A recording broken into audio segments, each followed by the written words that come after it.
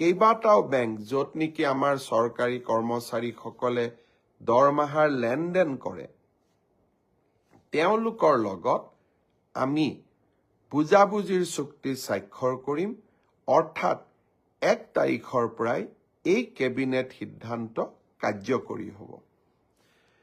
লখিমপুৰৰ কেবিনেটত আমি এটা বিশেষ ঘোষণা কৰিছিলোঁ যে ষ্টেট বেংক অৱ ইণ্ডিয়া আৰু অসম চৰকাৰৰ মাজত আমি এখন বুজাবুজিৰ চুক্তি স্বাক্ষৰ কৰিম যাৰ জৰিয়তে কোনোবা চৰকাৰী কৰ্মচাৰীয়ে কৰ্মৰত অৱস্থাত যদি মৃত্যুমুখত পৰে তেওঁলোকে 5 লাখ টকাৰ পৰা 10 লাখ টকা তেওঁলোকৰ পৰিয়ালে অতিৰিক্ত লাইফ ইন্সুৰেন্স পাব চৰকাৰৰ পৰা পোৱা সহায়ৰ উপৰিও দুৰ্ঘটনাজনিত কাৰণত মৃত্যু হলে 1 কোটি টকা পৰিয়ালটোৱে পাব আৰু যদি দুৰ্ঘটনাত পাৰ্মানেন্ট ডিজেবল হয় তেতিয়াও তেওঁলোকে 70 লাখ টকা তেওঁলোকে পৰিয়ালটোৱে লাভ কৰিব।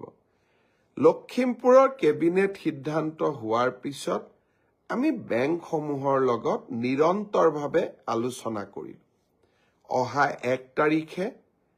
1 জানুৱাৰী তাৰিখে নতুন বছৰৰ আৰম্ভণিতে state bank of India union bank of India আৰু আন কেইবাটাও বেংক য'ত নেকি আমাৰ চৰকাৰী কৰ্মচাৰীসকলে দৰমহাৰ লেনদেন কৰে তেওঁলোকৰ লগত আমি বুজাবুজিৰ চুক্তি স্বাক্ষৰ কৰিম অৰ্থাৎ 1 তাৰিখৰ পৰাই এই কেবিনেট সিদ্ধান্ত কাৰ্যকৰী হ'ব।